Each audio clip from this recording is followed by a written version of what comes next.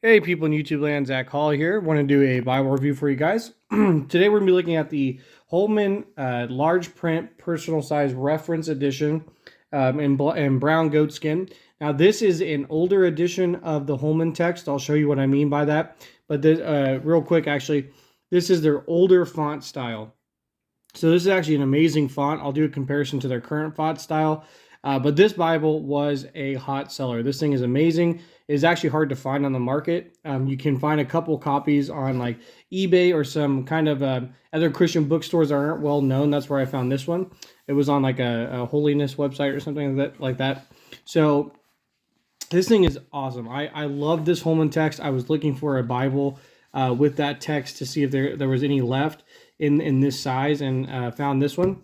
So let's go over this. This thing is a gem. So like I said, if you want this Bible, you probably can find it, but you're going to have to do a little bit of digging, a little bit of research, but you should be able to get a copy of this. So it comes in a brown goatskin. Now, when Holman started moving into the goatskin arena a few years ago, and they started doing these with the paste down liner, this is definitely a step up. It's a great Bible, but the goatskin is thin.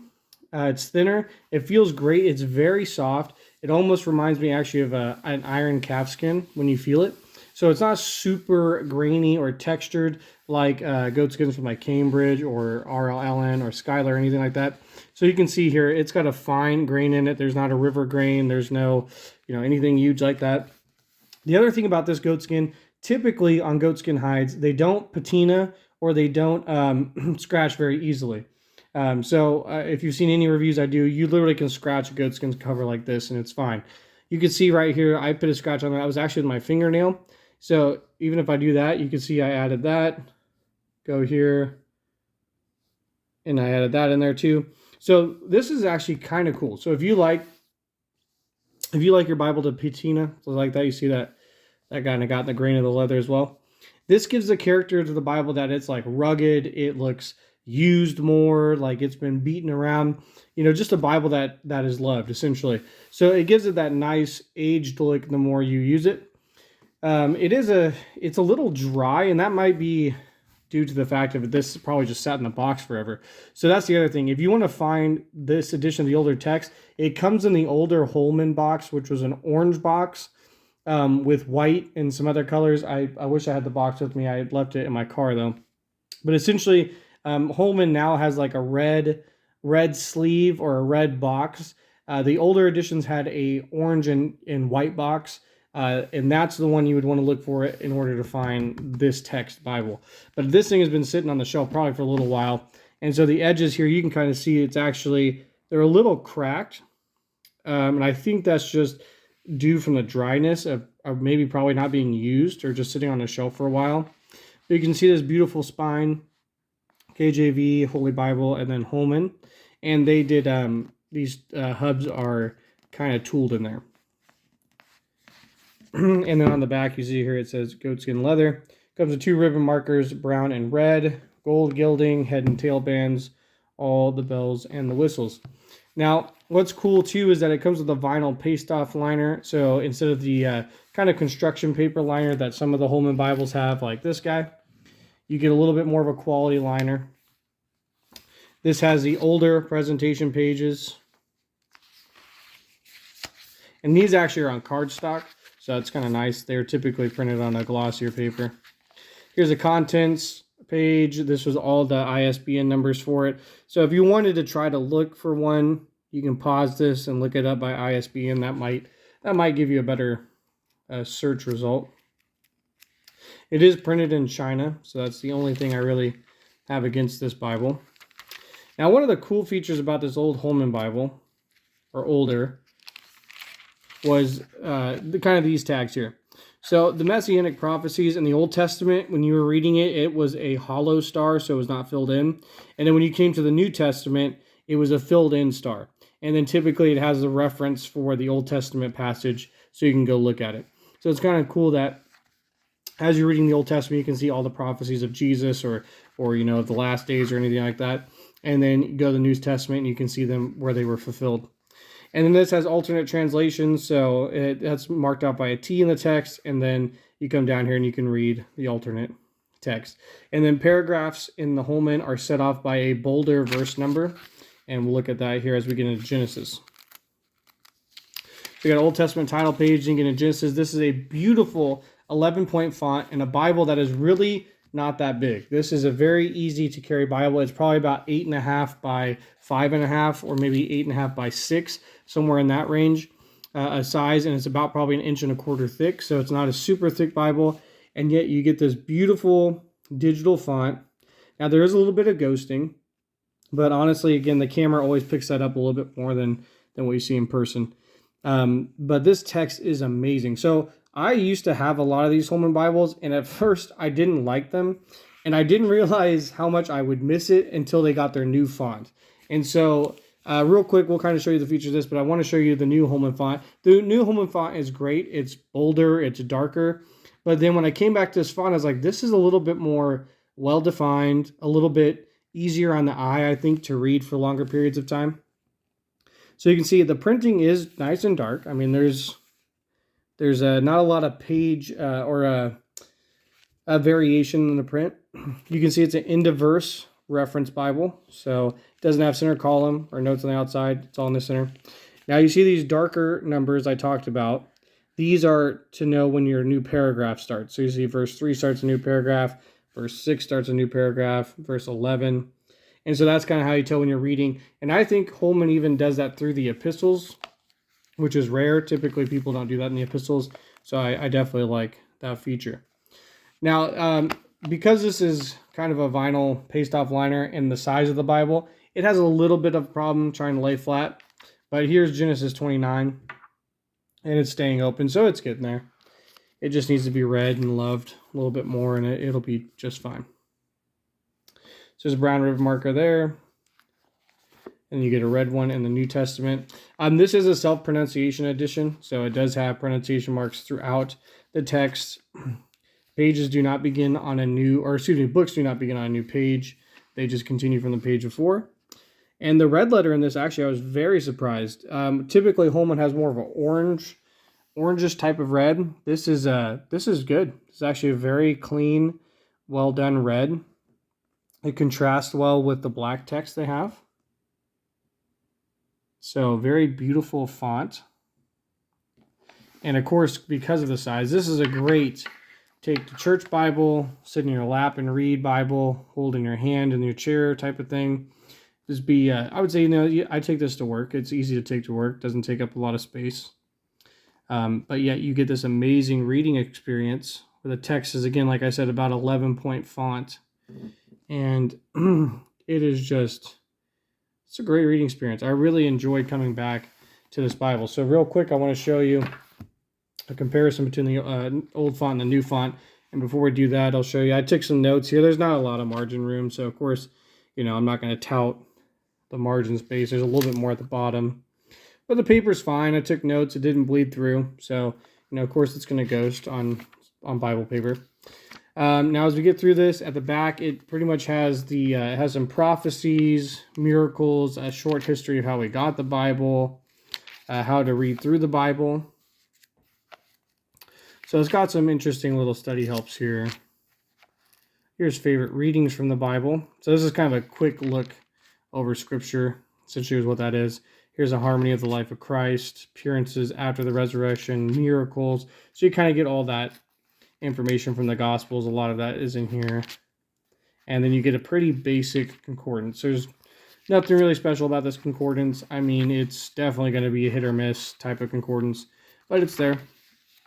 And then you get the standard Holman maps. These are printed on cardstock, at least in this edition. Some editions it might be printed on more glossy paper, so just keep that in mind. But now we'll compare it to a couple Bibles that I think are in its range. Now this here is just a comparison to the font. So this is the new Holman font here. You can see it's definitely darker, definitely bolder, definitely a little bit more thick on the eye compared to the older Holman font here. So I'll let you guys compare these.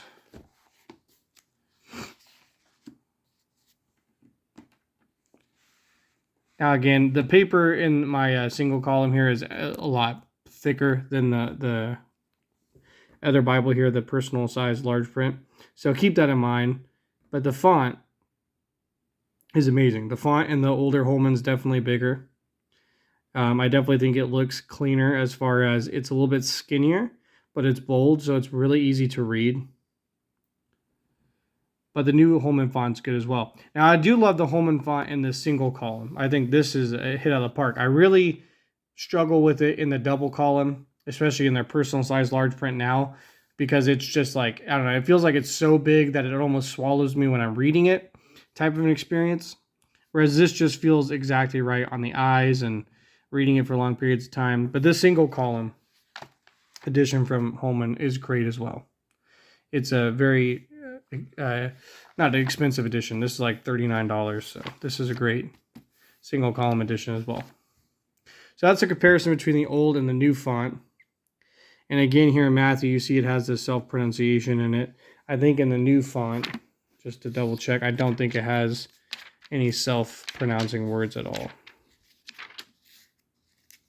And then after this, we're going to compare it to the Cambridge large print, which is one of the standard bearers, I think, in the large print world for King James Bibles. Yeah, so it looks like in the new font, they do not use self-pronunciation.